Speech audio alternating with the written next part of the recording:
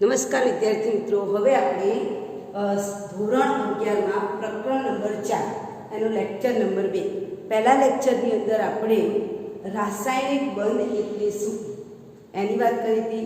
જુદા જુદા ઘટકોને એકબીજા સાથે જકડી રાખતું આકર્ષણ બળ એને રાસાયણિક બંધ કહેવાય. આ રાસાયણિક બંધને રજૂ કરવા માટે જુદા જુદા 4 સિદ્ધાંતો છે. લુઈસ અભિગમ, VSEPR સિદ્ધાંત, VB સિદ્ધાંત અને એમો સિદ્ધાંત. એની ગઈકાલે થોડીક ચર્ચા કરી. ત્યાર પછી આપણે લુઈસ અભિગમ સમજ્યા કે લુઈસ નામના વૈજ્ઞાનિકે આપણને શું કહ્યું છે કે ભાઈ દરેક પરમાણુની છેલ્લી કક્ષામાં કાં તો ઇલેક્ટ્રોન ઉમેરાઈને, કાં તો ઇલેક્ટ્રોન ગુમાવીને, કાં તો ઇલેક્ટ્રોનની ભાગીદારી થઈને અષ્ટક રચના પૂર્ણ થાય છે અને સ્થાયી ઇલેક્ટ્રોન રચના મેળવે છે, જેને આપણે અષ્ટકનો નિયમ કહ્યો હતો. તો ગઈકાલે આપણે લાસ્ટ લેક્ચરમાં અષ્ટકના નિયમ સુધી શીખ્યા હતા. 4.1.1 મુદ્દામાં આપણે અષ્ટકનો નિયમ જોઈ ગયા. ત્યાર પછી તે 4.1.2 મુદ્દામાં આપણે સહસંયોજક બંધ કોને કહેવાય એની વાત કરીશું. ત્યાર પછીના 4.1.3 મુદ્દામાં લુઈસ બિંદુ નિરૂપણ જોઈશું અને નિયમનિષ્ઠ ભાગ 4.1.4 અને છેલ્લે મર્યાદા જોઈશું 4.1.5, જેમાં મર્યાદા આપણે લુઈસ બિંદુ નિરૂપણ શા માટે, લુઈસ અભિગમ શા માટે નિષ્ફળ ગયો એ જોઈશું. આમાંથી આપણે લગભગ આ 2 કે 3 મુદ્દાની ચર્ચા કરીશું. કદાચ આ રહી જાય મર્યાદા તો એની આપણે કાલે ચર્ચા કરીશું, કારણ કે આપણે લુઈસ બિંદુ નિરૂપણ કરવાનું છે એટલે એમાં થોડીક વાર લાગશે. પહેલાં આપણે ચર્ચા કરીએ સહસંયોજક બંધ. તો ગઈકાલે આપણે અષ્ટકનો નિયમ શીખી ગયા. એ અષ્ટકનો નિયમ શું કહે છે કે પરમાણુની છેલ્લી કક્ષાની અંદર કાં તો ઇલેક્ટ્રોન ઉમેરાઈને, કાં તો ઇલેક્ટ્રોન ગુમાવીને અથવા તો ઇલેક્ટ્રોનની ભાગીદારી થઈને અષ્ટક પૂર્ણ થાય છે અને એ સ્થાયી રચના મેળવે તેને અષ્ટકનો નિયમ કહેવાય. પણ ત્યાર પછી જે લેંગમુર નામના વૈજ્ઞાનિક આવ્યા અને લુઈસના જે આ અષ્ટક સમઘન છે, આપણે ગઈકાલે કીધું હતું કે સમઘનના 8 ખૂણાઓ પર પેલા 8 પરમાણુઓ ગોઠવાયેલા હોય, તો એ વસ્તુને એને કાઢીને એને એવું કીધું કે અષ્ટક પૂર્ણ થવા કરતાં પણ બંધ બનાવવા માટે દરેક પરમાણુ ઇલેક્ટ્રોન આપે છે અને ઇલેક્ટ્રોનની ભાગીદારી થાય છે એટલે રાસાયણિક બંધ બને. એટલે લુઈસની અભિધારણામાં ફેરફાર કોણે કર્યો? લેંગમુર નામના વૈજ્ઞાનિક. અને લેંગમુર નામના વૈજ્ઞાનિકનું એવું કહેવું છે કે અષ્ટક પૂર્ણ થાય છે પણ બંધ બનાવવામાં દરેક પરમાણુ પોતાનો એક એક ઇલેક્ટ્રોન આપે છે. અને એના ઉપરથી આપણને સહસંયોજક બંધની વ્યાખ્યા મળે છે કે ઇલેક્ટ્રોનની ભાગીદારીથી રચાતા બંધને સહસંયોજક બંધ કહેવાય. અને એ વસ્તુ તમે જોઈ શકો છો. ક્લોરીન, ધારો કે હું ક્લોરીનની વાત કરું, Cl2 અણુ મારે બનાવવો છે, બરાબર? તો સ્વાભાવિક છે 2 ક્લોરીનના પરમાણુ હોય. અહીં હું 2 ક્લોરીનના પરમાણુ લઉં છું. એકને હું ટપકાથી બતાવું છું. ક્લોરીન પરમાણુની છેલ્લી કક્ષા, ક્લોરીનનો પરમાણુ ક્રમાંક 7 એટલે 10 કાઢી નાખો તો છેલ્લી કક્ષામાં કેટલા ઇલેક્ટ્રોન હોય? 7. તો અહીંયા 1 2 3 4 5 6 અને 7મો ઇલેક્ટ્રોન અહીં ચોકડીથી બતાવું છું. 1 2 3 4 5 6 અને 7મો ઇલેક્ટ્રોન. તો આ જે બનાવે છે રાસાયણિક બંધ છે અને એ બંધ બનાવવામાં બંને પરમાણુનો એક એક ઇલેક્ટ્રોનિકમાં વપરાય છે. ઉપરાંત તમે અહીંયા પણ જુઓ તો આનું પણ અષ્ટક પૂર્ણ થાય, 8 ઇલેક્ટ્રોન ગણો. અને આ બાજુનો ક્લોરીન લો તો આ બંધવાનો આ ઇલેક્ટ્રોનિકમાં આ ક્લોરીન પરમાણુનું પણ છે. તો બંનેની અંદર અષ્ટકે પૂર્ણ થાય છે. અને મહત્વનું છે કે ઇલેક્ટ્રોનની ભાગીદારી થાય છે ત્યારે રાસાયણિક બંધ બને છે, ત્યારે બંને પરમાણુનો એક એક ઇલેક્ટ્રોન વપરાય છે. એવી રીતે આપણે Na+ અને Cl- ની વાત કરીએ તો Na+ છે તો Na ની છેલ્લી કક્ષામાં 3s1 છે, બરાબર? અને ક્લોરીન છે એને તો અહીં આપણે દોર્યો છે 1 2 3 4 5 6 અને 7મો ઇલેક્ટ્રોન છે. એને એક ઇલેક્ટ્રોન આપણે આમાં આપી દઈએ સોડિયમનું, તો એમાં પણ તમે જુઓ Na+ અને Cl- ઇઝીલી શું કરશે? બંધ બનાવી શકે છે. એટલે અહીંયા તમે જોઈ શકો છો, બરાબર? અહીંયા 1 2 3 4 5 6 અને આ એક ઇલેક્ટ્રોન એને આપ્યો કોને? ક્લોરીનને. તો તમે જો અહીંયા અષ્ટક તો પૂર્ણ થાય છે પણ આ રાસાયણિક બંધ બન્યો એમાં એક ઇલેક્ટ્રોન સોડિયમનો છે અને એક ઇલેક્ટ્રોન ક્લોરીનનો છે. ધેટ મીન્સ આના પરથી સહસંયોજક બંધની વ્યાખ્યા શું થાય કે ઇલેક્ટ્રોનની ભાગીદારીથી રચાતા બંધને, જે રાસાયણિક બંધના બંને પરમાણુઓ એક એક ઇલેક્ટ્રોનની ભાગીદારી કરે તો એને આપણે શું કહીશું? સહસંયોજક બંધ કહીશું. તો સહસંયોજક બંધ એટલે શું? ઇલેક્ટ્રોનની ભાગીદારી. સહસંયોજક બંધ એટલે ઇલેક્ટ્રોનની ભાગીદારીથી રચાતા બંધને શું કહેવાય છે? સહસંયોજક બંધ. અહીંયા એક એક ઇલેક્ટ્રોનની ભાગીદારી છે એટલે એક જ સહસંયોજક બંધ કહેવાય. માની લો કે આપણને ઓક્સિજન આપેલો હોય તો ઓક્સિજનમાં બે ઇલેક્ટ્રોનની ભાગીદારી થાય. ઓક્સિજનની છેલ્લી કક્ષામાં 1 2 3 4 5 અને 6 ઇલેક્ટ્રોન છે. આ બાજુ ચોકડીથી દર્શાવો 1 2 3 4 5 અને 6. તો તમે જુઓ અહીંયા અષ્ટક પૂર્ણ થાય છે. આ ઓક્સિજનનું, આ બાજુના ઓક્સિજનનું અષ્ટક પૂર્ણ થાય છે. પણ મધ્યમાં તમે જુઓ કે જે રાસાયણિક બંધ બને છે એમાં કેટલા બંધ બને છે? ડબલ બોન્ડ બને છે. તો આને આપણે શું કહીશું? દ્વિબંધ કહીશું. કે જો બંને પરમાણુ બે ઇલેક્ટ્રોન યુગ્મ આપે તો ડબલ બોન્ડ બને. એક ઇલેક્ટ્રોન યુગ્મ આપે તો એક જ સહસંયોજક બને. બે ઇલેક્ટ્રોન આપે તો દ્વિસહસંયોજક બને. એવી રીતે કોઈ પરમાણુ ત્રણ ઇલેક્ટ્રોન આપે, ફોર એક્ઝામ્પલ N2 વાયુ લઈએ, નાઇટ્રોજન વાયુની વાત કરીએ, N2 વાયુ. તો નાઇટ્રોજન છે એની છેલ્લી કક્ષામાં કેટલા ઇલેક્ટ્રોન? નાઇટ્રોજનનો પરમાણુ ક્રમાંક 7, છેલ્લી કક્ષામાં 5 ઇલેક્ટ્રોન. તો 1 2 3 4 અને 5 અહીંયા છે તે એને આપણે ચોકડીમાં આ બંધકારક ઇલેક્ટ્રોન યુગ્મ છે, બંધ બનાવવામાં ભાગ નથી લેતો. આને બંધ બનાવ્યો છે જુઓ. તો અહીંયા જે તમારા બે ઇલેક્ટ્રોન આપણે કે બતાવીએ, અષ્ટકનું બતાવવાનું છે માટે, બરાબર? તો તમે જુઓ અહીંયા પણ 8 ઇલેક્ટ્રોનનું અષ્ટક પૂર્ણ થાય, અહીંયા પણ 8 ઇલેક્ટ્રોનનું અષ્ટક પૂર્ણ થાય. મધ્યસ્થમાં તમે જુઓ 1 2 ને 3 બંધ બને. આમ બંને પરમાણુ દ્વારા 3 ઇલેક્ટ્રોનની ભાગીદારી થાય છે. તો એવા સહસંયોજક બંધને ત્રિસહસંયોજક બંધ કહેવાય. એક ઇલેક્ટ્રોનની ભાગીદારી થાય તો એક જ સહસંયોજક બંધ. બે ઇલેક્ટ્રોનની ભાગીદારી કરે તો દ્વિસહસંયોજક, અને 3 ઇલેક્ટ્રોનની ભાગીદારી કરે તો ત્રિસહસંયોજક બંધ. અને કેટલાક પદાર્થ એવા છે કે જે ઇલેક્ટ્રોન યુગ્મ આપી શકતા નથી, એટલે સામેવાળા પરમાણુ બંધ બનાવવા માટે બે ઇલેક્ટ્રોન આપે, તેને સવર્ગ સહસંયોજક બંધ કહેવાય છે. કેટલાક એવા વિશિષ્ટ ઉદાહરણ પણ છે. કેટલાક એવા વિશિષ્ટ ઉદાહરણ છે જે રાસાયણિક બંધ બને છે ને ત્યારે એની પાસે એક પણ ઇલેક્ટ્રોન યુગ્મ નથી. દાખલા તરીકે NH+ ની હું વાત કરું તો એમાં આ જે મારું નાઇટ્રોજન છે એ નાઇટ્રોજન પાસે 3 ઇલેક્ટ્રોન છે. આની પાસે 4 હાઇડ્રોજનમાંથી એક હાઇડ્રોજન પ્લસ વાળો છે. 3 હાઇડ્રોજન એવા છે એટલે 3 હાઇડ્રોજન એક ઇલેક્ટ્રોન આપશે. પણ આ જે ચોથો હાઇડ્રોજન છે ને એ H+ છે. H+ નો મતલબ શું? કે એક ઇલેક્ટ્રોન હતો એ એક ઇલેક્ટ્રોન પણ એને ગુમાવી દીધો.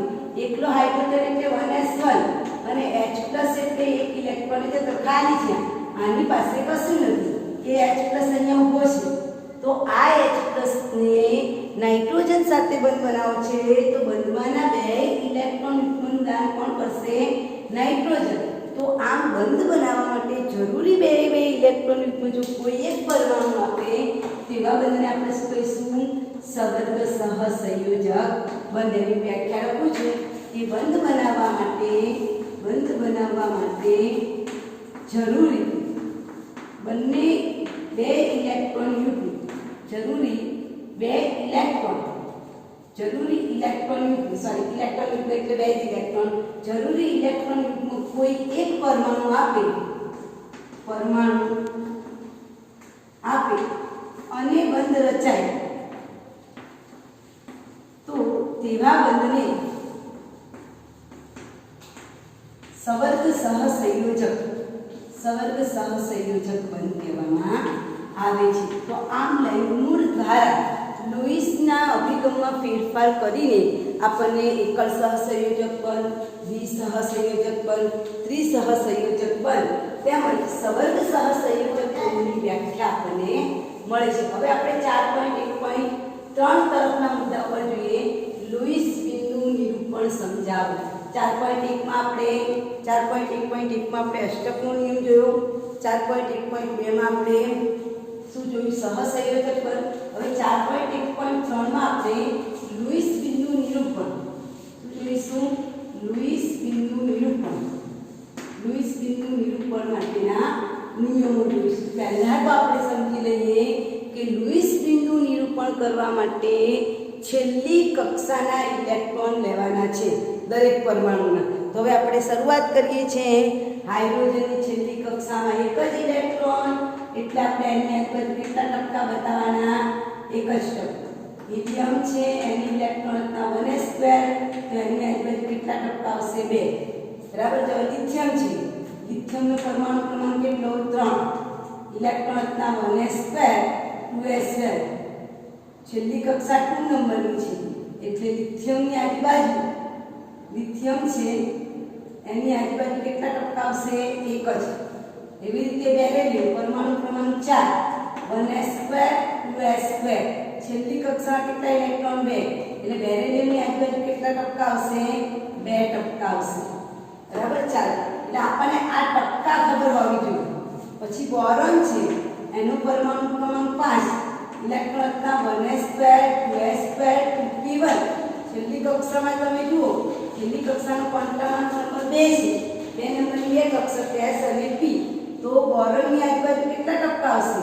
3, 1, 2 અને 3. ઓકે. છેલ્લી કક્ષકનો નંબર જોવાનો. ચાલો, કાર્બનનો પરમાણુ ક્રમાંક 6, 1s², 2s², 2p2. છેલ્લી કક્ષાનો નંબર છે 2. 2 નંબર વાળી બધી કક્ષાનો સરવાળો કરો કેટલા ટપકા થાય? 4. તો કાર્બનની આજુબાજુ આપણને 4 ટપકા મળશે. 1, 2, 3 અને 4. ચાલો, એવી રીતે નાઇટ્રોજન, નાઇટ્રોજનનો પરમાણુ ક્રમાંક કેટલો છે? 7, ઇલેક્ટ્રોન રચના 1s², 2s², 2p3 છે. છેલ્લી કક્ષા 2 નંબર છે, એની અંદર ટોટલ ઇલેક્ટ્રોન 5 છે. પણ નાઇટ્રોજન, નાઇટ્રોજનની મધ્યસ્થ પરમાણુ અહીંયા ઇલેક્ટ્રોન 1, 2, 3, 4 અને 5. બરાબર. ચાલો, હવે ઓક્સિજનની વાત કરીએ. તો ઓક્સિજનનો પરમાણુ ક્રમાંક કેટલો છે? 8 છે. અને 8 એટલે 1s², 2s², 2p4, 2p4 છે. તો છેલ્લી કક્ષાની અંદર, છેલ્લી કક્ષામાં કેટલા ઇલેક્ટ્રોન જોવા મળશે? 6. 1, 2, 3, 4, 5 અને 6. ચાલો, એવી રીતે ફ્લોરિન છે. ફ્લોરિનનો પરમાણુ ક્રમાંક કેટલો છે? 9, ઇલેક્ટ્રોનના 1s², 2s², 2p5. એનો મતલબ કે છેલ્લી કક્ષા 2 નંબરની કક્ષાનો સરવાળો કરો. 2 નંબર વાળી 2 કક્ષા છે, s અને p. તો ફ્લોરિનની આજુબાજુ કેટલા ટપકા આવશે? 7 ટપકા આવશે. છેલ્લી કક્ષામાં 7 ઇલેક્ટ્રોન, 1, 2, 3, 4, 5, 6 અને 7. બરાબર. ચાલો, હવે આપણે નિયોન જોઈએ. તો નિયોનનો પરમાણુ ક્રમાંક 10, ઇલેક્ટ્રોનના 1s², 2s², 2p6. છેલ્લી કક્ષા તમે જો 2 નંબરની કક્ષા છે, એનો સરવાળો કરો તો 8 થાય. તો નિયોનની આજુબાજુ આપણને કેટલા ટપકા જોવા મળશે? 8 ટપકા જોવા મળશે. 1, 2, 3, 4, 5, 6, 7 અને 8. એટલે આટલું આપણે પહેલા ધ્યાનમાં રાખવાનું કે આપણે લુઈસ બિંદુ નિરૂપણ કરીએ ત્યારે આપણને છેલ્લી કક્ષામાં કેટલા ઇલેક્ટ્રોન આવે એની પરફેક્ટ માહિતી હોવી જોઈએ. તો જ તમે બિંદુ નિરૂપણ કરી શકો. એટલે પહેલી શરત, લુઈસ બિંદુ નિરૂપણની પહેલી શરત શું છે?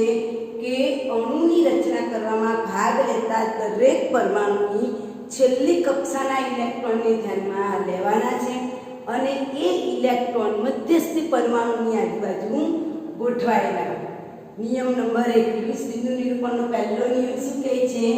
કે અણુની રચનામાં ભાગ લેતા, અણુની રચનામાં ભાગ લેતા દરેક પરમાણુની છેલ્લી કક્ષાના ઇલેક્ટ્રોનને ગણતરીમાં લેવાના. છેલ્લી કક્ષાના ઇલેક્ટ્રોનને ગણતરીમાં લેવા પહેલો નિયમ. એટલે આપણે દરેક પરમાણુની આજુબાજુ કેટલા ટપકા આવે એ આપણને ખબર હોવી જોઈએ. બરાબર. એટલે આ પહેલો નિયમ. અને એને આપણે કેવા વડે દર્શાવીએ છીએ? ટપકા વડે. અને જરૂરિયાત પ્રમાણે આપણે એને ગોઠવીએ છીએ. નિયમ નંબર 2 શું કહે છે? કે જો વીજભાર માઇનસ હોય, માની લો કે મારી પાસે આવું છે, Cl માઇનસ છે.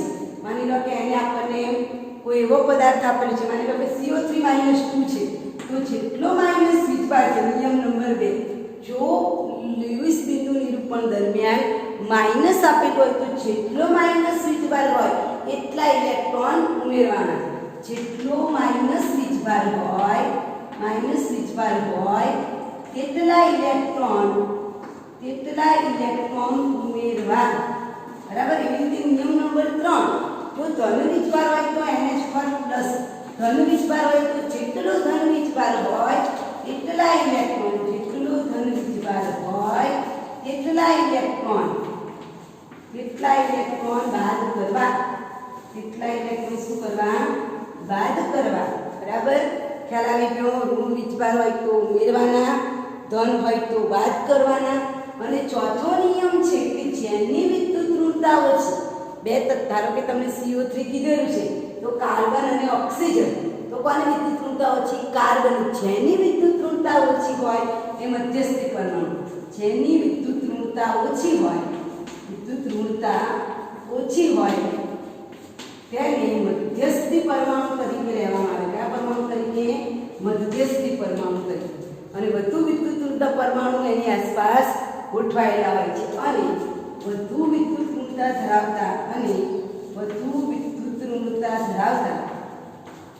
ધરાવતા પરમાણુ એની આસપાસ ગોઠવાયેલા હોય છે. અને એના કારણે બે પ્રકારના બંધ બનશે: બંધકારક ઇલેક્ટ્રોન યુગ્મ અને અબંધકારક.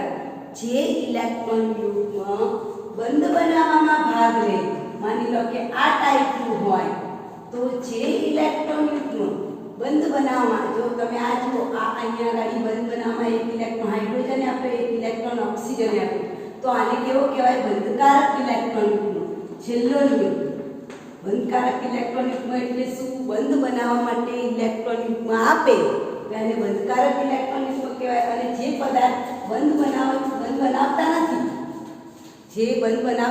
બંધ બનાવવા માટે ઇલેક્ટ્રોન યુગ્મ આપતા નથી, એને કેવા કહીશું? અબંધકારક. તમે જો આ ઓક્સિજન પર આ ઇલેક્ટ્રોન છે ને એ એમના એમ છે, સોપીસ જેવા, એ બંધ બનાવવામાં ભાગ લેતા નથી, એટલે એને શું કહેવાય? અબંધકારક ઇલેક્ટ્રોન.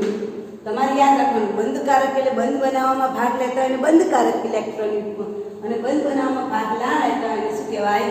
અબંધકારક ઇલેક્ટ્રોન યુગ્મ.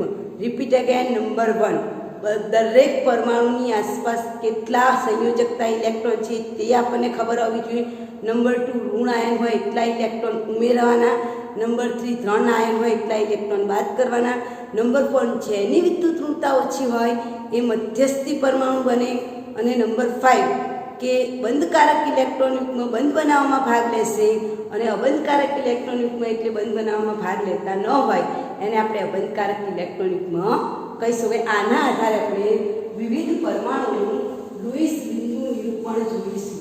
એના માટે તમને ટપકા ખબર હોવી જોઈએ. દરેક પરમાણુની આસપાસ કેટલા ટપકા આવે એ આપણને ખબર હોવી જોઈએ. તો આપણે લૂઈસ બિંદુ નિરૂપણ તરફ આગળ જઈ ગયા છીએ. તો લૂઈસ બિંદુ નિરૂપણમાં પહેલા આપણે સાદા અણુ લઈએ. S2 અણુનું લૂઈસ બિંદુ નિરૂપણ કરો. O2 અણુ, N2 અણુનું લૂઈસ બિંદુ નિરૂપણ કરો. પહેલા આપણે સમાન અણુઓ લઈશું, ત્યાર પછી વિષમાંગ અણુ. તો આનું બિંદુ નિરૂપણ કરો તો આ હાઇડ્રોજનનો એક પરમાણુ, આ હાઇડ્રોજનનો એક પરમાણુ. બરાબર. ચાલો હવે આપણે બિંદુ નિરૂપણ કરીએ એટલે એક, આની પાસે છેલ્લી કક્ષામાં કેટલા ઇલેક્ટ્રોન? 1. એવી રીતે આની પાસે પણ છેલ્લી કક્ષામાં કેટલા ઇલેક્ટ્રોન? 1. પણ એને હું ચોકડીથી બતાવીશ. તો આ જે મેં દૂર કહેવાય એમ શું દૂર કહેવાય? લૂઈસ બિંદુ નિરૂપણ. અને એના દ્વારા હાઇડ્રોજન વચ્ચે બંધ બને. ક્લિયર? આ મેં જે બતાવી છે આમાં એકના ઇલેક્ટ્રોનને ચોકડી વડે બતાવે છે, બીજાના ઇલેક્ટ્રોનને ટપકા વડે બતાવે છે. ચાલો આપણે ઓક્સિજનની વાત કરીએ. તો પહેલા તો મધ્યસ્થી ઓક્સિજન પરમાણુ તો ત્યાં 2 ઓક્સિજન છે. ચાલો ઓક્સિજનની છેલ્લી કક્ષામાં કેટલા ઇલેક્ટ્રોન? 6. હવે આપણને આવડી જવું જોઈએ. તો અહીંયા 6 ઇલેક્ટ્રોન દોરું. 1, 2, 3, 4, 5 અને 6. આના ઇલેક્ટ્રોનની ચોકડી વડે દોરું. 1, 2, 3, 4, 5 અને 6. તો અહીંયા કેટલા ઇલેક્ટ્રોન યુગ્મએ ભાગીદારી કરી? 2 ઇલેક્ટ્રોન યુગ્મ. ઓક્સિજન વચ્ચે શું બને? Double bond. આ લૂઈસ બિંદુ નિરૂપણ છે. ત્યાર પછી આપણે નાઇટ્રોજન લઈએ. તો નાઇટ્રોજનમાં તમે જુઓ અહીંયા અબંધકારક ઇલેક્ટ્રોન યુગ્મ, નાઇટ્રોજનની આસપાસ કેટલા ટપકા આવે? 5. તો એવી રીતે અહીંયા આને મેં ડોટ વડે દર્શાવ્યું છે અને ક્રોસ વડે દર્શાવું. 1, 2 અને 3. તો તમે જુઓ અહીંયા આનો એક ઇલેક્ટ્રોન, આનો એક, આનો એક. સામે એટલા નાઇટ્રોજનના ઇલેક્ટ્રોનની ભાગીદારી થાય, ટ્રિપલ બોન્ડ બને. એટલે નાઇટ્રોજન વચ્ચે કયો બનશે? Triple bond. બરાબર. આ રીતે તમે લૂઈસ બિંદુ નિરૂપણ કરી શકો છો. એવી રીતે આપણે હવે બીજા એવા પરમાણુને વિષમ પરમાણુ NF3 લઈએ. ચાલો એમાં આપણે પેલો નિયમ આવશે. NH3 નું બિંદુ નિરૂપણ કરવું છે તો નિયમ આપણે શીખવાડ્યો છે કે જેની વિદ્યુત ઋણતા ઓછી હોય એ મધ્યસ્થી પરમાણુ. ચાલો નાઇટ્રોજન અને ફ્લોરિનમાં કોની વિદ્યુત ઋણતા ઓછી? નાઇટ્રોજન. તો નાઇટ્રોજન મારો કેવો પરમાણુ બનશે? મધ્યસ્થી પરમાણુ. એની આજુબાજુ મારે 3 ફ્લોરિન ગોઠવવાના છે. આ મેં ગોઠવી દીધા. પહેલો રીત આપણે આ યાદ રાખવાનું, જ્યારે અસમ પરમાણુ આવે ત્યારે જેની વિદ્યુત ઋણતા ઓછી હોય એને આપણે મધ્યસ્થી પરમાણુ લઈશું. એની આસપાસ વધારે વિદ્યુત ઋણતા પરમાણુ ગોઠવાય. હવે અહીંયા આપણે તમે જુઓ ફ્લોરિનની છેલ્લી કક્ષામાં કેટલા ઇલેક્ટ્રોન? 7 ઇલેક્ટ્રોન. બરાબર. ચાલો એ બતાવી દઈએ. એવી રીતે અહીંયા પણ 1 2 3 4 5 6 ને 7 ઇલેક્ટ્રોન જોજો. બરાબર. એવી રીતે અહીંયા પણ આપણે એમ કરીએ ફ્લોરિનના બધા ચોકડી વડે બતાવીએ. બરાબર. 1 2 3 4 5 6 ને 7. અહીંયા પણ 1 2 3 4 5 6 ને 7. હવે નાઇટ્રોજન પાસે કેટલા છે તે જોઈએ. નાઇટ્રોજન પાસે 5 છે. એમાં આ ઇલેક્ટ્રોન યુગ્મ બંધ બનાવવાનો ભાગ નથી રહેતો. બાકીના એક ઇલેક્ટ્રોન યુગ્મ ભાગીદારી કરે છે. આ એક ઇલેક્ટ્રોન નાઇટ્રોજન પાસે 5 ઇલેક્ટ્રોન છે. એમાંનો એક ઇલેક્ટ્રોન આ ફ્લોરિનને આપ્યો, એક ઇલેક્ટ્રોન આને આપ્યો, એક ઇલેક્ટ્રોન આ ઇલેક્ટ્રોન બંધ બનાવવાનો ભાગ લેતા નથી. એને આપણે કેવા કહીશું? અબંધકારક. Lone pair electron. બરાબર. અને આ બંધકારક એટલે one pair electron, BP electron, one pair electron. આ લોન પેર ઇલેક્ટ્રોન બંધકારક. તો આ રીતે એમાં બંધ બન્યું NF F F અને આ ઇલેક્ટ્રોન ભાગ લેતો નથી. ચાલો એવી રીતે આપણને બીજું ઉદાહરણ આપેલું છે CO3 -2. તો આ વારંવાર પરીક્ષામાં પૂછાય છે. CO3 -2 એને આપણે જોઈ લઈએ. CO3 -2 એ લખી દઉં છું પહેલા. CO3 -2 તો પહેલો સવાલ, કાર્બન અને ઓક્સિજનમાં કોની વિદ્યુત ઋણતા ઓછી છે? કાર્બનની. બરાબર. તો કાર્બન મારો કેવો બનશે? મધ્યસ્થી પરમાણુ બનશે. અને એની આજુબાજુ 3 ઓક્સિજનના પરમાણુ ગોઠવાય. 1 2 અને 3. ચાલો હવે બધાની મધ્યસ્થી પરમાણુ કાર્બનની આજુબાજુ કેટલા ટકા આવશે? 4. ઓક્સિજનની આજુબાજુ કેટલા ટકા આવશે? 6. બરાબર. ચાલો અહીંયા 1 2 3 4 5 અને 6. જોજો અહીંયા 1 2 3 4 5 અને 6. અહીંયા પણ 1 2 3 4 5 અને 6. દરેકની આજુબાજુ 6% આવશે. હવે મારું કાર્બન છે એની આજુબાજુ કેટલા ટકા આવે છે? 4. જેની છેલ્લી કક્ષામાં કેટલા ઇલેક્ટ્રોન છે? 4. તો એ 4 ઇલેક્ટ્રોનને હું આમ બતાવું. આને 2 ઇલેક્ટ્રોન આપ્યા છે. કાર્બનની પાસે ટોટલ કેટલા છે? 4 છે. 1 2 3 અને 4. આને પોતાના 2 ઇલેક્ટ્રોન મૂક્યા છે એટલે કાર્બન પણ 4 માંથી 2 ઇલેક્ટ્રોન પોતાના અહીંયા મૂકશે. એટલે આ બંને વચ્ચે બોન્ડ બન્યો, ડબલ બોન્ડ. રાઈટ. હવે અહીંયા તમે જુઓ, અહીંયા બંધ બનાવવો છે તો એ બંધ બનાવવા માટે આ એમ કે છે હું એ મારા એક ઇલેક્ટ્રોન ના આપું. આ પણ ના પાડે છે કે હું પણ એક પણ ઇલેક્ટ્રોન ના આપું. તો અહીંયા તમે જુઓ -2 છે એટલે હજુ મારે કેટલા ઇલેક્ટ્રોન ઉમેરવાના? 2 ઇલેક્ટ્રોન. તો એક ઇલેક્ટ્રોન હું અહીંયા ઉમેરી દઉં કારણ કે આ એક ઇલેક્ટ્રોન આપવાનો નથી, આ પણ એક પણ ઇલેક્ટ્રોન આપવાનો નથી. એટલે એક ઇલેક્ટ્રોન અહીંયા ઉમેરું, એક ઇલેક્ટ્રોન અહીંયા ઉમેરું. સમજાય છે? કાર્બન પાસે હવે 2 જ ઇલેક્ટ્રોન વધ્યા તો એક ઇલેક્ટ્રોન આ ઓક્સિજન આપવું જોઈએ, આ ઓક્સિજન. પણ આ જોડકું તોડવા માંગતું નથી બેમાંથી એક ઓક્સિજન. બરાબર. એટલે એક ઇલેક્ટ્રોન નહીં આપે એટલે આપણે -2 વિભાગમાંથી એક ઇલેક્ટ્રોન લઈએ, એક ઇલેક્ટ્રોન આને આપીએ, એક ઇલેક્ટ્રોન અહીંયા મૂકીએ તો તમારો બંધ આવો બનશે. અને આ જે તમને દેખાય છે એ ઇલેક્ટ્રોન બંધ બનાવવામાં ભાગ, ઓક્સિજન છે એના ઇલેક્ટ્રોન બંધ બનાવવામાં ભાગ લેતા નથી. ખ્યાલ આવે છે? આ તમે જુઓ, આ જે વિશિષ્ટ ઓક્સિજન છે એના એક ઇલેક્ટ્રોન વપરાણા બંધ બનાવવામાં જુઓ નથી વપરાણા. તો આ ટાઈપનું જે બંધારણ છે એને CO3 -2 કહીશું. Repeat again. કાર્બન મધ્યસ્થી પરમાણુ, 3 ઓક્સિજન દોરવાના, 1 2 3 4 5 અને 6, 1 2 3 4 5 અને 6, 1 2 3 4 5 અને 6. આ લોકો એક ઇલેક્ટ્રોન યુગ્મ આલવાના નથી. કાર્બન પાસે 4 જ છે, 4 માંથી 2 તો આને આપી દીધા બંધ બનાવવા માટે. હવે એની પાસે બે જ છે, એક ઇલેક્ટ્રોન એને અહીંયા મૂક્યો ને એક ઇલેક્ટ્રોન એને અહીંયા મૂક્યો. બે ઓક્સિજન ઇલેક્ટ્રોન આલવાની ના પાડે છે, પણ આપણી પાસે -2 વીજભાર છે એટલે એક ઇલેક્ટ્રોન અહીંયા ઉમેરાઈ જાય એટલે બંધ બની જાય, એક ઇલેક્ટ્રોન અહીંયા ઉમેરાઈ જાય એટલે બંધ બનશે. બાકી ઓક્સિજન ઇલેક્ટ્રોન આપશે નહીં એટલે વીજભાર શું થશે? -2. સમજાય છે? એવી રીતે આપણે NH4+ ની વાત કરીએ કે જેમાં આપણે ઇલેક્ટ્રોન બાદ કરવાના છે. NH4 તમે જુઓ અહીંયા NH4 છે બરાબર. અહીંયા આપણે વિદ્યુત ઋણતા ખરેખર નાઇટ્રોજનની વધારે છે એટલે નાઇટ્રોજન મધ્યસ્થી પરમાણુ ના આવવો જોઈએ. તેમ છતાં પણ આપણે જો એમાં સહસંયોજક બંધનું કોન્સેપ્ટ છે. NH4+ તમને પરીક્ષામાં પૂછાય તો નાઇટ્રોજન મધ્યસ્થ પરમાણુ લેવાનો છે. એમાં તમારે એક હાઇડ્રોજન અહીંયા, એક હાઇડ્રોજન અહીંયા, એક હાઇડ્રોજન, પણ એક જે હાઇડ્રોજન છે એક હાઇડ્રોજન અહીંયા ગોઠવ્યું બરાબર. તમારે NH4+ છે એનો મતલબ શું કે 3 હાઇડ્રોજન પાસે એક ઇલેક્ટ્રોન છે. આની પાસે એક ઇલેક્ટ્રોન, આની પાસે એક ઇલેક્ટ્રોન, આની પાસે. નાઇટ્રોજન પાસે છેલ્લી કક્ષામાં કેટલા ઇલેક્ટ્રોન? 5 જ છે. એમાંથી 2 તો યુગ્મિત છે ને જે સિંગલ છે એ સિંગલ ઇલેક્ટ્રોન અહીંયા બતાવું છું યલો કલરથી. એને આની સાથે બંધ બનાવ્યો, આની સાથે બંધ બનાવ્યો, આની સાથે.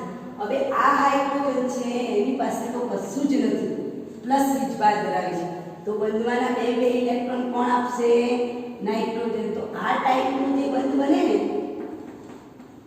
એને આપણે સવર્ગ સહસંયોજક બંધ કરીશું બરાબર. તો આ રીતનું પણ લુઈસ બ્રુનું નિરૂપણ તમને પૂછી શકાય, એ રેર કેસમાં છે બરાબર. ચાલો હવે એના પછી આપણે બીજું એક આપેલું છે તમારી પુસ્તકની અંદર HNO3 આપેલું છે.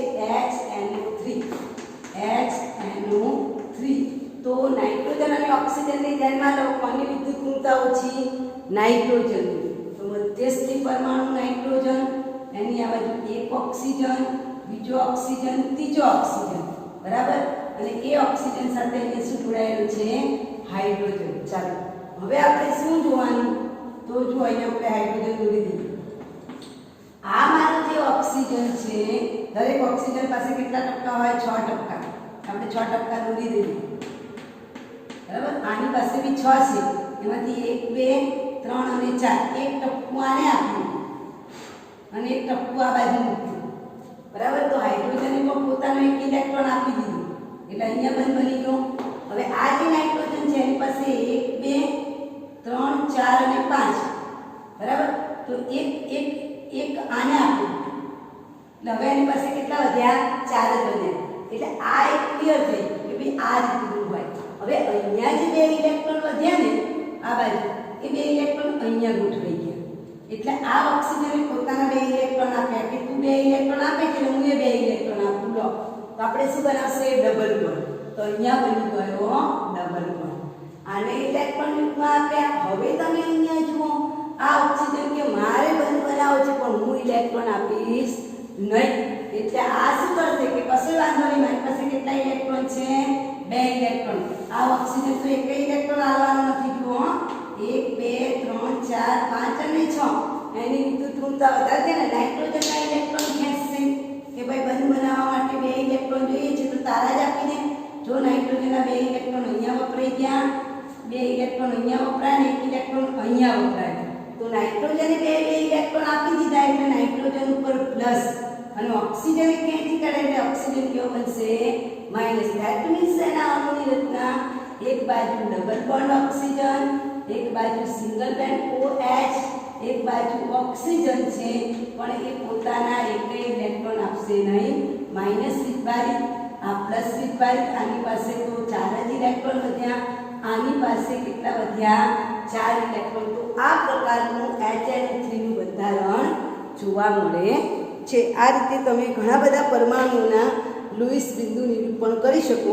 જેમ કે તમને CO નું લુઈસ બિંદુ નિરૂપણ કોયડામાં આપેલું છે. Carbon monoxide.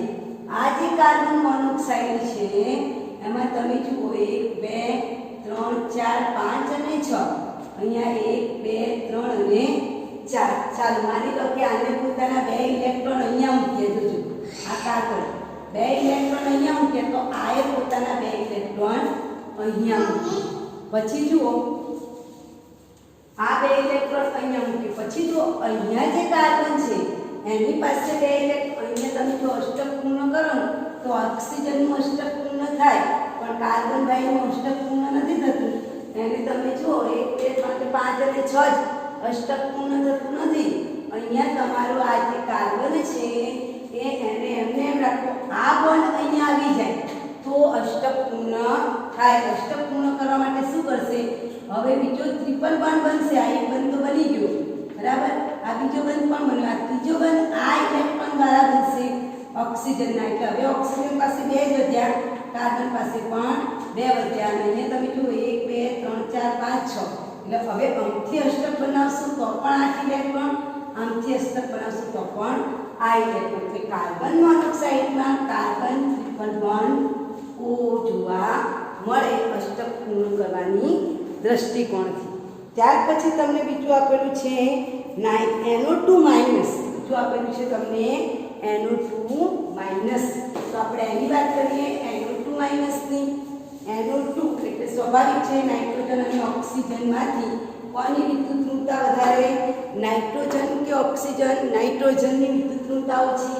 મધ્યસ્થી પરમાણુ નાઇટ્રોજન, એની આ બાજુ ઓક્સિજન, એની આ બાજુ ઓક્સિજન. જુઓ હવે અહીંયા આની પાસે 1 2 3 4 5 અને 6. 1 2 3 4 5 અને 6 છે. હવે જે આ પરમાણુ ઇલેક્ટ્રોન ગોઠવે છે તો આની પાસે અબંધકારક ઇલેક્ટ્રોન, આની પાસે ટોટલ 5 છે. એને હું સફેદ વડે બતાવું 1 2 3 4 અને 5. તો આ જે 2 ઇલેક્ટ્રોન આને મૂકે એટલે આને પણ પોતાના 2 ઇલેક્ટ્રોન એને આપ્યા. ચાલો એટલે આ બાજુ તો થઈ ગયો મારો ડબલ બોન્ડ. અને અહીંયા તમે જુઓ અષ્ટક થાય છે 8 ઇલેક્ટ્રોન. મધ્યસ્થી પરમાણુ પણ 8 ઇલેક્ટ્રોન બને. હવે આ બાજુ જોવા જઈએ તો પેલો જે ઓક્સિજન છે કે હું ઇલેક્ટ્રોન ના આપું તો આ કે ફ્રન્ટ વાળી મારી પાસે 2 ઇલેક્ટ્રોન છે, બરાબર. એની પાસે 2 ઇલેક્ટ્રોન યુગ્મ છે, પણ બંધ બનાવવા માટે એક જ ઇલેક્ટ્રોન આપી ચાલ્યું. આનો જે સફેદ છે ને એક ઇલેક્ટ્રોન હું અહીંયા બતાવ્યું. ઓક્સિજન તો ના પાડે છે કે હું ઇલેક્ટ્રોન નહીં આપું તો ટેન્શન કરવાનું નથી. -1 છે તો હજુ આપણી પાસે કેટલા ઇલેક્ટ્રોન ઉમેરાય છે? 1 ઇલેક્ટ્રોન ઉમેરાશે. અહીંયા ઉમેરી દઈએ આપણે. ઓક્સિજનના ઇલેક્ટ્રોન લેવાની જરૂર નથી. તો આપમેળે અહીંયા તમે જુઓ અહીંયા પણ અષ્ટક પૂર્ણ થાય. ઓક્સિજનને ઇલેક્ટ્રોન ન આપે તો અષ્ટક પૂર્ણ થાય. આ મધ્યસ્થી પરમાણુ 1 2 3 4 5 6 7 આ મધ્યસ્થી પરમાણુ જુઓ એનું પણ અષ્ટક પૂર્ણ થાય. એટલે અષ્ટકના નિયમ પ્રમાણે અષ્ટકે પૂર્ણ થાય છે અને રાસાયણિક બંધ પણ બને છે. તો આ પણ તમને પરીક્ષામાં પૂછાય છે. NO2 માઇનસ છે કોયડો 4.1 અને 4.2 તમને મેં ઉકેલીને આપ્યો છે. આ તો આ રીતે તમે ઘણા બધા તત્વોના લુઈસ બિંદુ નિરૂપણ કરી શકો છો. એવી રીતે તમારે હોમવર્કમાં H2SO4 બિંદુ નિરૂપણ કરવાનું છે. અહીંયા થોડી હીટ આપી દઉં કે સલ્ફરની વિદ્યુતઋણતા ઓછી છે. સલ્ફર મધ્યસ્થી પરમાણુ આવશે. અહીંયા 1 અહીંયા 2 અહીંયા 3 અને અહીંયા 4. આ ઓક્સિજનની સાથે હાઇડ્રોજન આવશે. એટલે 1 2 3 અને 4 થોડી હીટ આપું છું તમને. સલ્ફરની આજુબાજુ કેટલા ટપકા હોય? 6 ટપકા હોય. એટલે આ 2 ટપકા એને અહીંયા મૂક્યા. જોજો એના ટપકાનું સફેદ કરી બતાવું. આ 2 ટપકા એને અહીંયા મૂક્યા. આ 2 ટપકા અહીંયા આપે. આ 2 ટપકામાંથી એક ટપકું એને અહીંયા આપ્યું. બરાબર. હવે અહીંયા 1 2 3 4 5 અને 6 આને પોતાના ઇલેક્ટ્રોન સલ્ફરને આપ્યા. બરાબર. ચાલો અહીંયા પણ જો આ બંનેનો પ્રોબ્લેમ સોલ્વ થઈ ગયો. અહીંયા પણ આને 1 ઇલેક્ટ્રોન આપે એટલે સલ્ફરે 1 ઇલેક્ટ્રોન આપ્યો. અહીંયા 2 ઇલેક્ટ્રોન હવે સલ્ફર જોડે 3 વધ્યા. એ 3માંથી 2 ઇલેક્ટ્રોન આને આપે. ડાની સાથે પણ એનું શું બની ગયો? Double bond. ચાલો હવે 1 ઇલેક્ટ્રોન વધ્યો છે પણ ઓક્સિજન કે હું ના આપું 1 ઇલેક્ટ્રોન. બરાબર. એટલે સલ્ફર પોતાના ઇલેક્ટ્રોન અહીંયા તમે જુઓ S- અણુ. તો આ બાજુ ડબલ બોન્ડ તમારે વિચારવાનું છે. SO3H અણુમાં 2 double bond. અહીં એક ડબલ બોન્ડ અહીંયા બન્યો, એક ડબલ બોન્ડ અહીંયા બન્યો, અહીંયા સિંગલ બોન્ડ, અહીંયા સિંગલ બોન્ડ અને અહીંયા OH બને છે. બરાબર વિચારીને એની ઇલેક્ટ્રોન રચના દોરવા દોરવાની છે. ક્લિયર? H2SO4 છે. આવતીકાલે આપણે એની ચર્ચા કરીશું. હોમવર્કમાં H2SO4 નું લૂઈસ સ્પિનનું નિરૂપણ દોરવાનું છે. રાઈટ? ચાલો હવે આપણે નિયમનિષ્ઠ ભારની વાત કરીએ, જેને ફોર્મ્યુલા ચાર્જ કહેવામાં આવે છે. તો નિયમનિષ્ઠ ભાર શોધવો હોય તો એનો નિયમ છે 4.1.4. હવે મુદ્દા નંબર 4.1.4 જેનું નામ છે નિયમનિષ્ઠ ભાર. બરાબર? મર્યાદાઓ આપણે કાલે ચલાવીશું. લૂઈસ સ્પિનનું નિરૂપણ જે નહીં આવડે એ હું શીખવાડીશ. બરાબર? હવે આપણે નિયમનિષ્ઠ ભાર છે એનું નામ છે ફોર્મલ ચાર્જ, એટલે એફસી કહેવાય શોર્ટમાં, અને ઇંગ્લિશમાં એને ફોર્મ્યુલા ચાર્જ કહેવાય. Formal charge. હવે આને શોધવા માટેનો નિયમ છે. ફોર્મ્યુલા ચાર્જનું સૂત્ર શું છે? તો જે પરમાણુ તમે લીધો છે એ મુક્ત પરમાણુ સંયોજકતા કક્ષાના કુલ ઇલેક્ટ્રોન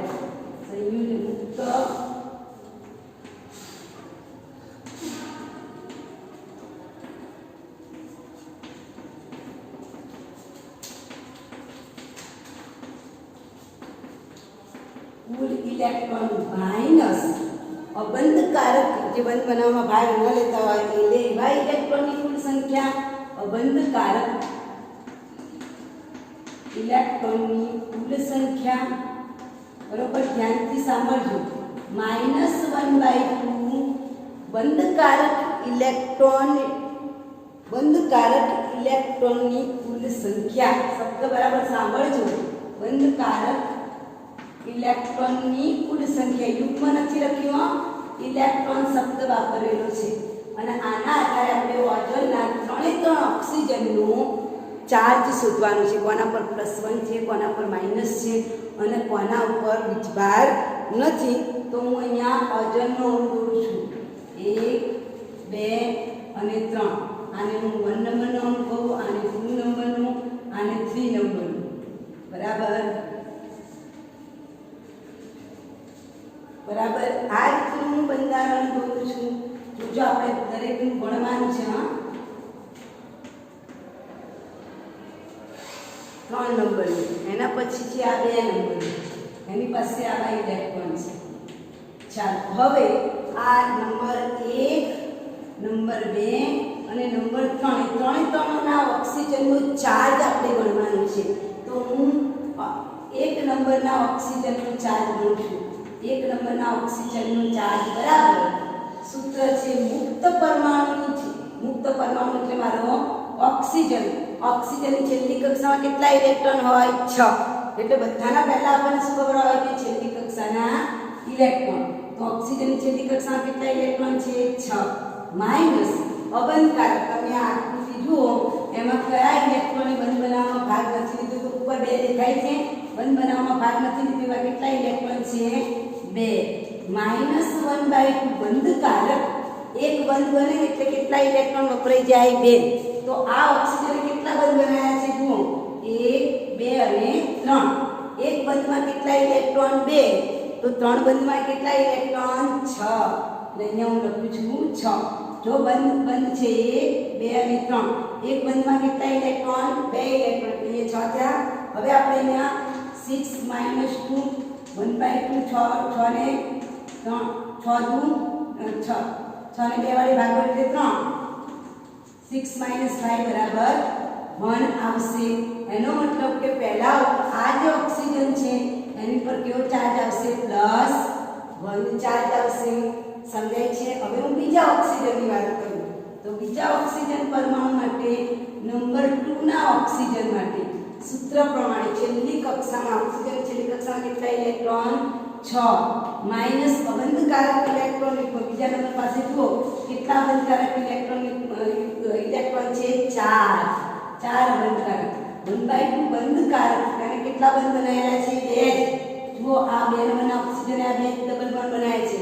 એક બંધમાં 2 ઇલેક્ટ્રોન, તો સ્વાભાવિક છે 2 બંધમાં કેટલા ઇલેક્ટ્રોન? 4 ઇલેક્ટ્રોન. 6 - 4 અહીંયા કેટલા થશે? 2. 6 - 6 એટલે 0. તો બીજા નંબરનો જે પરમાણુ છે એનો ચાર્જ કેવો આવશે? 0 આવશે. અને જે ત્રીજા નંબરનો છે એ ત્રીજા નંબરનો ફોર્મલ ચાર્જ આપણે ગણીએ તો ત્રીજા નંબર માટે બે ગણું છું દેખાશે. ત્રીજા નંબર 3 માટે ગણીએ તો નિયમ પ્રમાણે પહેલા ફોર્મલ ચાર્જનો પહેલો નિયમ શું? છેલ્લી કક્ષાના ઇલેક્ટ્રોન, ઓક્સિજનની છેલ્લી કક્ષાના ઇલેક્ટ્રોન કેટલા? 6 માઇનસ અબંધકાર 3 નંબર ઉપર જુઓ.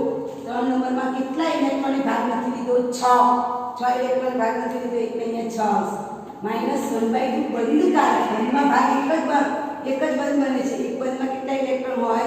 2 ઇલેક્ટ્રોન હોય.